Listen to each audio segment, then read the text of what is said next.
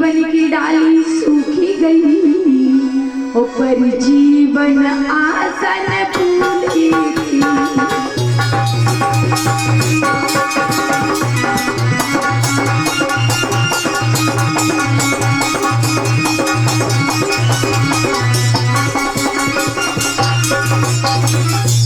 उस वन में देखा है, उस वन भीड़ में देखा है श्रोताओं, बहरोचन बड़े विनीत थे।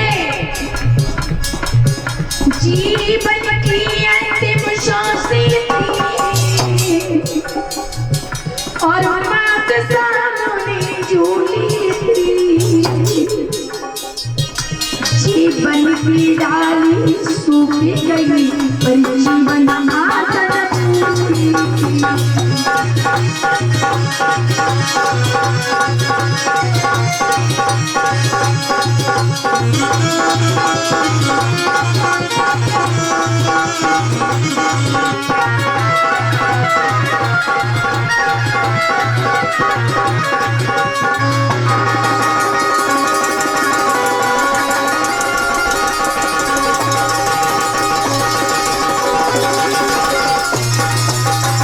लेकिन ऐसा ही नहीं, महात्मा जी ने पूछा क्या बात है, इस वन में आने का तुम्हारा कारण क्या है?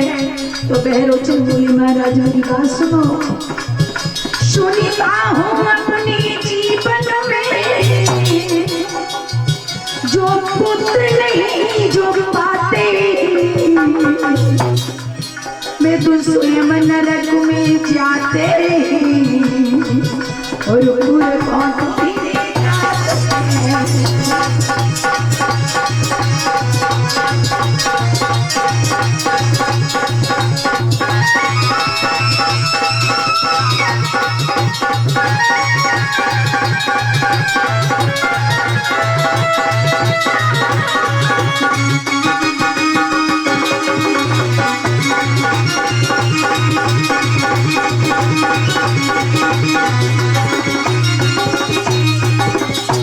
महाराज, मैंने ऐसा सुना है कि जिस इंसान ने संतान का मुंह नहीं देखा है वो तो निर्वंशिया कहलाए ही जाते हैं।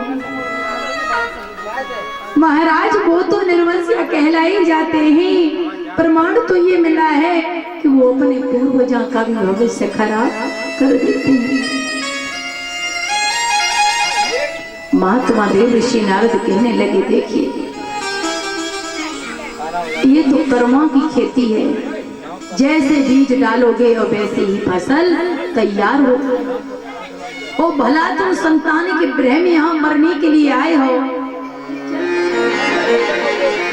और संतान के ब्रह में मरने के लिए आए हो, तो मुझे ये समझ में नहीं आया।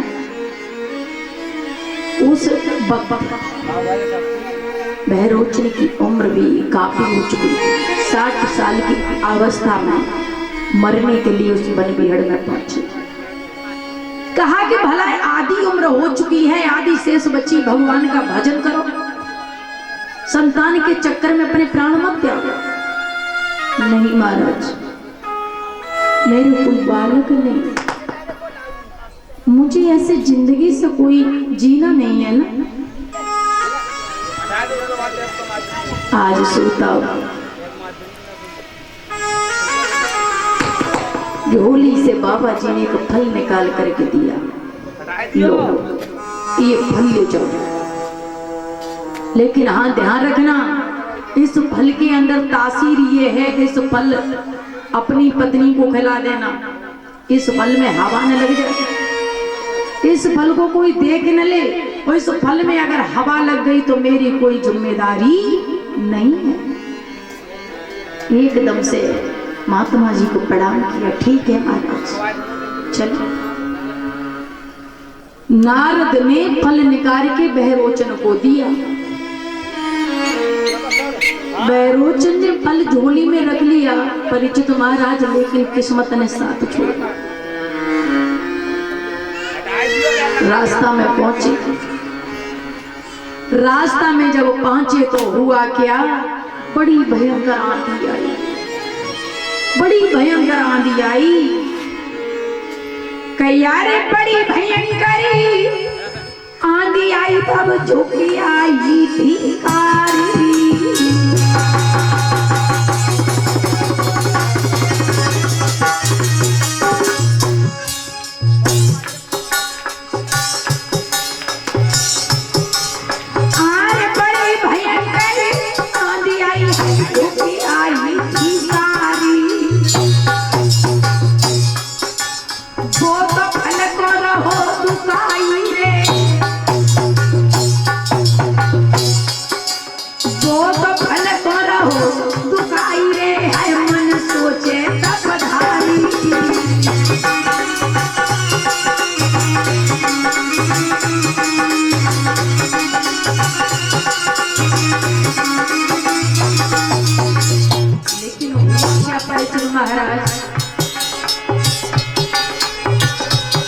महाराज संत की बात हृदय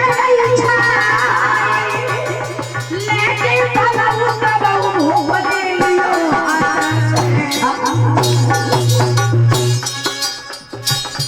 भैया बाई थल से बागे उधर में बालक आयो। भैया बाई थल से बागे पेट में बालक आयो।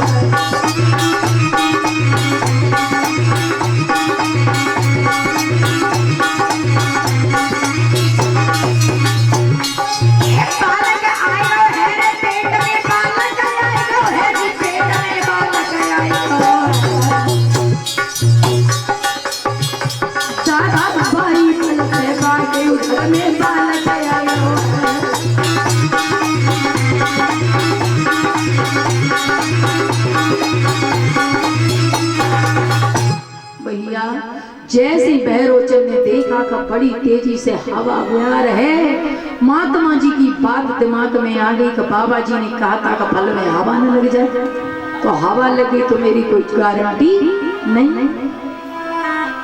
परीक्षित महाराज बहरोचन ने वो फल झोली से निकालो स्वयं खा खा और जैसे ही फल खा लिया अब उन्हें कर्म को धारण कर लिया, पेट भरने लगा, समय व्यतीत होने लगा।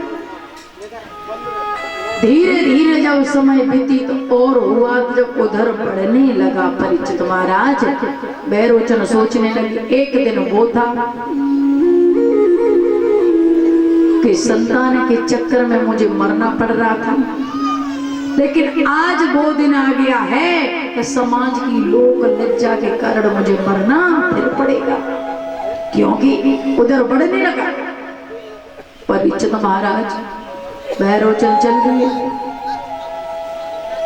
फिर चल दिए घर छोड़ करके उसी जंगल में पहुंचे जहां पर महात्मा जी ने फल दिया था। लकड़ियों को इकट्ठा किया, लकड़ियों को इकट्ठा करने के बाद में परीक्षित महाराज उन्होंने चिता बनाई, चिता बनाई स्वयं उसमें बहरोचन बैठे और बैठे अपने आप में आग लगाई, आग लगाई। इधर बहरोचन तो जल जाते हैं और जले बहरोचन तब तक वही महात्मा पहुंचे। महात्मा जी ने देखा कि बहरोचन जल चुके थे, पेट से जो बालक अध जला निकला उसको हाथ में ले लिया और जो व्यक्ति पिता की मृत्यु यानी पिता की बल देने के बाद में पैदाइश हुआ तो उसका बाबा जी ने नाम राजा बल रख दिया।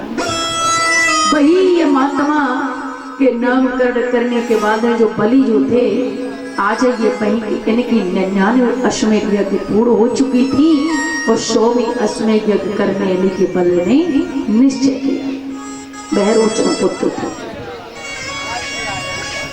इस तरह से मां के गर्भ से नहीं बल्कि पिता से इनकी पैदाइश हुई।